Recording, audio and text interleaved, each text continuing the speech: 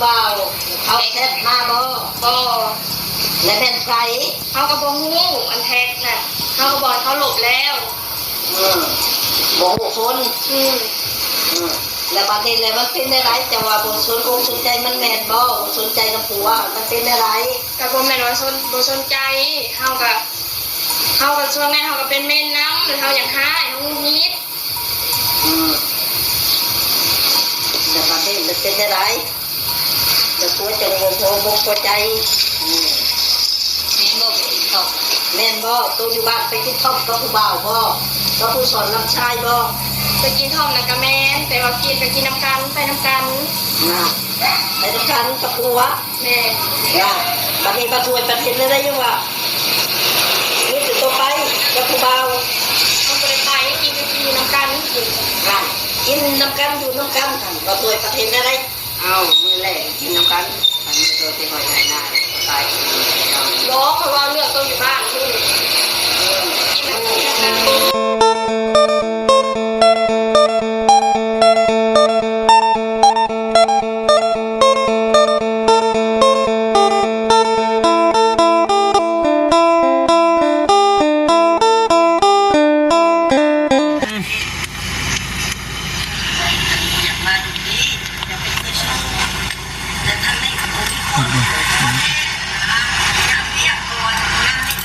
อีกบ่บ่นี่พี่น้องอีกบ่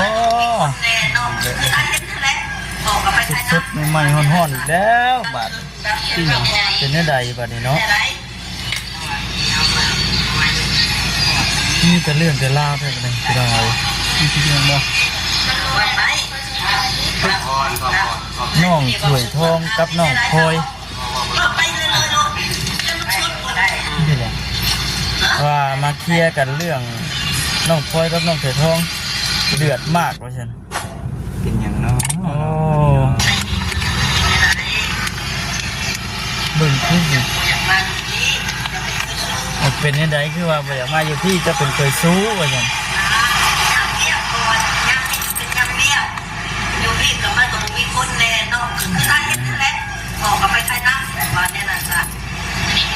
นี่ไปทางไหนได้ไหม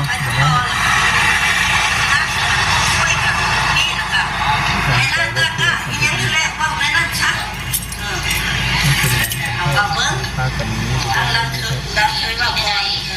เป็นอะไร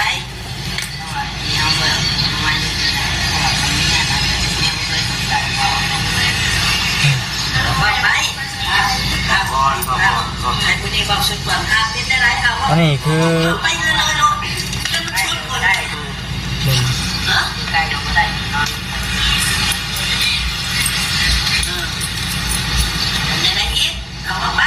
งานมาต้นส่งมาแต่งงานเราจะสร้างมันแล้วแต่ว่าเรา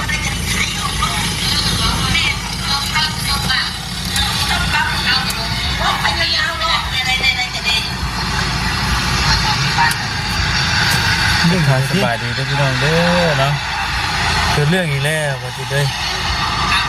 ได้ก็ได้เนาะจุดอื่นมาบอกมาจุดอื่นมาปรึกษาหารือกันดูเรื่องถูกชายยิ่งพี่น้องเนาะนั่งเชิญหนาโอ้กันเลยโบเมผู้เฒ่าผู้แก่กับมาว่ากันนะจากที่เบิ่งในคลิปก็ได้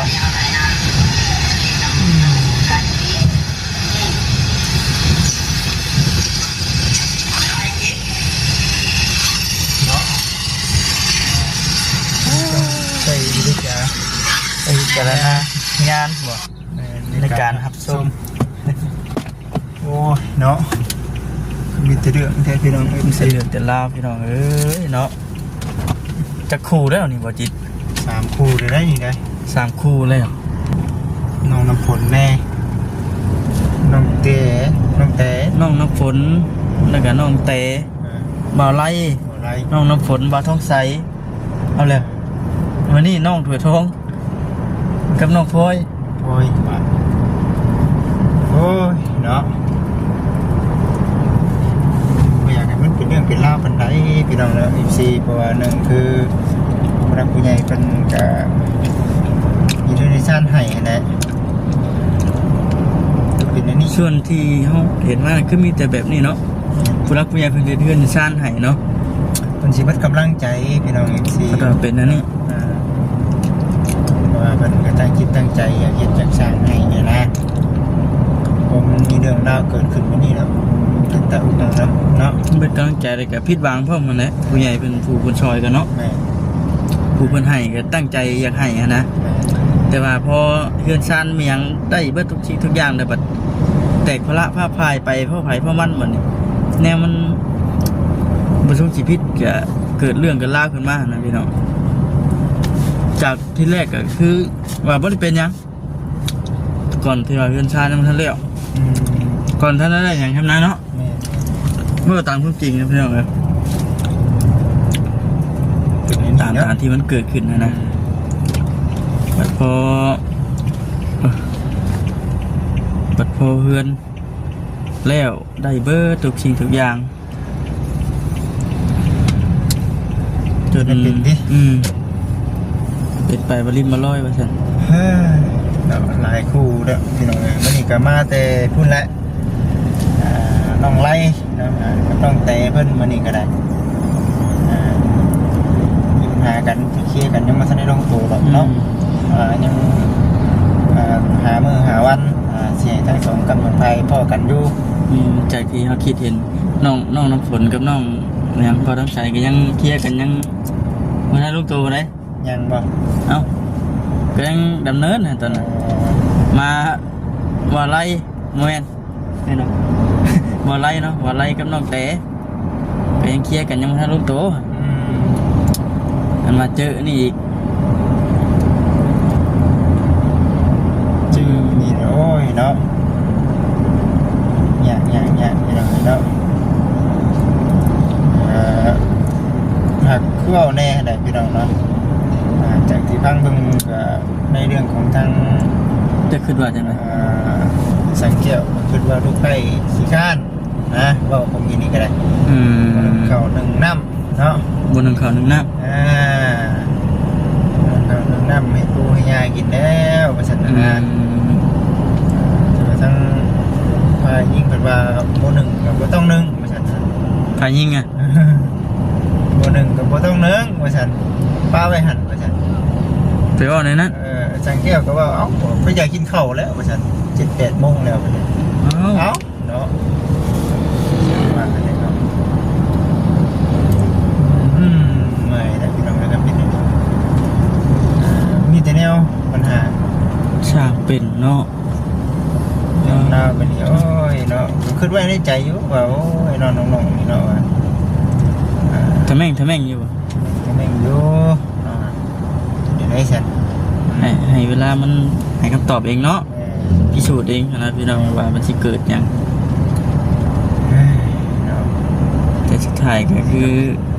ว่าจะพี่น้องเกิดจนได้เรื่องที่ว่าบ่อยากให้มันเกิดอะไรเนาะ แม่มันเกิดก็เกิดนั่นแหละว่าพังเบิ่งมื้ออื่นคันว่าซั่นว่าสิไปนะว่าสิไป มื่นบ่ แม่นนี่กูจะ ไปถามไปไทยเบิ่งกันนะดิแม่บ่ เอาแต่เงินก่อนแต่เงินให้สร้าง ว่าสร้างเพิ่นอยากได้เงินบาท อะไรพี่น้องเลยเนาะเพราะว่าหากมาแต่ทางบ้านน้องไล่แล้วก็ปัดว่าเห็นคลิปน้องฉลาดเพิ่นพากันเอาน้องเพิ่นด้วยเนาะน้องชายของน้องฉลาดเนาะ แม่น้องถือทอง น้องเสือทองนั่นแหละพี่น้องเลยมาเว้ามาว่ากันอยู่เรือนพายิงพี่ เอาคุยกันกับFCถ่าเด้อ พี่ เดี๋ยวค่อยสิลงไป มาบอกมาว่ากันอยู่เรือนผูพายิงพี่น้องเลยเนาะเราคำก็ยังไม่ได้เบิ่งยาวดอกอันนี้ก็ว่าตามที่เขาเห็นในคลิปเลยพี่น้องเลยเนาะสดๆใหม่ๆมันๆว่าฉันบูฮู้ว่าเป็นอย่างพี่น้องเนาะ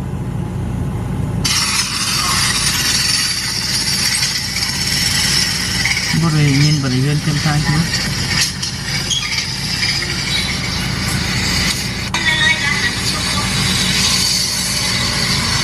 ว่าจะเต็มใจอยู่แหละว่านั่นน่ะอ่ะว่าแม่ต้องอยู่ในเด็กแม่พอจะไปอยู่กันจะอยู่ว่าไปว่ามาเลย พอครับ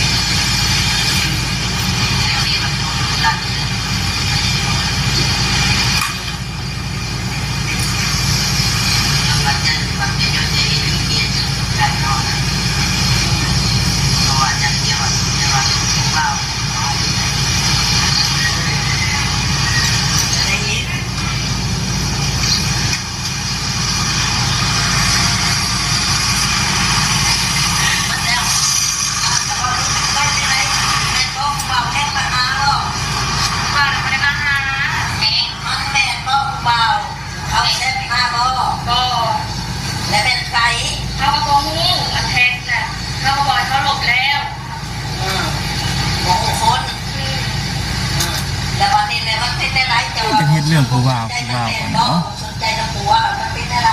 กับผมแม่เราสนใจเฮากับช่วงนั้นเฮาก็เป็นเมนน้ำเฮาอยากได้เฮานิด แต่ประเด็นมันเป็นอะไรจะควรจะงงงงคนใจแม่นบ่ตัวอยู่บ้านเป็นต้องบ่าวบ่ต้องผู้สอนรับใช้บ่ ไปกินทองนะกับแม่แต่ว่ากินกับกินน้ำกันไปน้ำกัน ไปทำการกับผัว แม่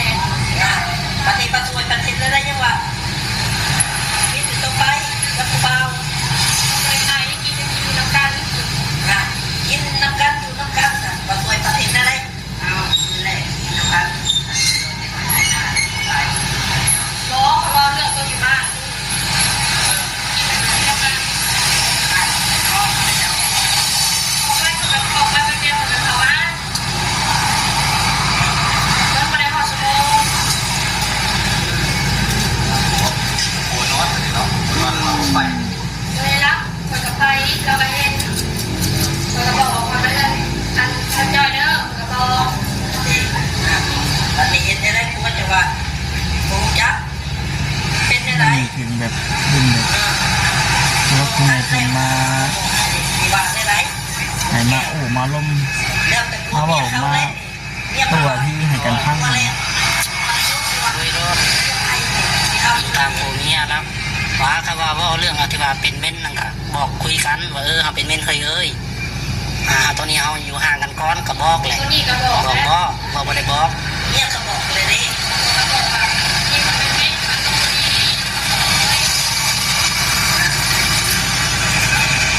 มาไม่ได้มาแต่เฮิงแล้วเดี๋ยวมาชักยาเดี๋ยวมาบาดเดียว สัญญามันก็ไม่ได้เลยมันเป็นสามมือกันหมด6-7 มื้อก็มีได้ชาตัวเองเลย บาทนี่ ตั้งแต่สงการพูดตั้งแต่สงการพานุแล้วก็เมื่อมาเลยทีเลยตั้งแต่เริ่มนั่นแหละเริ่มตายเลย เอามาทั้งนี้ทำสิวอธิบายอย่างนั้นมาสุการเนาะแม้มันมาสุการนี้มาบุญเพราะว่าในเงื่อนนี่บุญมาทำสิวอธิบายอย่างนั้นมาสุการเนาะแม้ เป็นมิ้นท์ว่าจิเลยเป็นมิ้นท์ล่าสุด เป็นมิน เป็นมินก็มี มุ ปั ด ญหา มัด ไม่มันมัด ผู้เป็นเมียแล้ว เอ้า เป็นมิ้นท์ที่ว่ามุดมัดใส่ลูกใส่ปัวนะ เอ้าต้องออก อารมณ์บ่ค่อยดีว่าซั่นไปสร้างว่าแต่บัดนี้พี่น้อง ใช่ก็เป็นเป็นลาวชิ้นนี้เนาะบัตรมันสิเป็นเนาะ บาดมันสิเป็นเนาะ ว่าจะไรเลยพี่น้องคือว่านี่แหละเนาะนี่แต่ว่าเดี๋ยวสิไปถามไทยเบิ้งตกลงเป็นอะไรกันแท้เจ้าพังเข้าใจจีว่าของกินนี่ว่าพระเจ้าตกลงไปคุยกันแบบใดเจ้าพังเบิ้งเลย ชาติที่พังเบิ่งกินนี่น่ะคือ ไม่ได้ไปปะไปยาว่าโมเมนต์ ก่อนถ้าไปถามเบิ่งให้ผัวเป็นผู้เว้าแน่เมียเป็นผู้เว้าแน่ว่าเหตุผลมันสิเป็นอะไรอะนะ ไปในน้ำแบบใดก็ แบบว่า ไปสอบไปถามที่เด้อไปสอบถามที่ให้ผู้ใหญ่ไปถามนะ ในเมียคือบุยู หรือว่าโอ้สังแก้วไปถาม ทางแก้วก็ไปแล้วก็ ชายชายว่าไปบุกไปถาม โอ้ ไปถามทั้งฝ่ายยิงฝ่ายชายนะทั้งนั้นก็ถามทั้งฝ่ายชายทั้งนี้ก็ถามทั้งฝ่ายยิงถามประทุกสองฝ่าย ลูกให้ผมเมื่ออยู่พุ่น มันว่าต่างตั้งแต่สงกรานต์พูดหมดซะล่าสุดก็ได้ยินว่าเป็นมิ้นท์ที่ว่าเฮ็ดหมุดมัดอารมณ์บ่ค่อยดีใช่ลูกหรือผัว สุดทั้งนาเพิ่นก็คือว่าเคยชู้เนาะเคยชู้ต้องไปอยู่พุ่นนะต้องไปอยู่แต่ว่าต้องได้เฮ็ดเวียกบัดนี้นะ มันเป็นน้ำซ่านนั่นแหละเนาะ มันคือน้ำซานบุกเวียกบุกเกินบุกซาน บางที่ก็ทั้งพุ่นบ่เข้าใจทั้งพี่ก็มีที่บอก เนาะ หลายแบบพี่น้องเอ้ยเนาะ สร้างเป็นแค่นี้เนาะ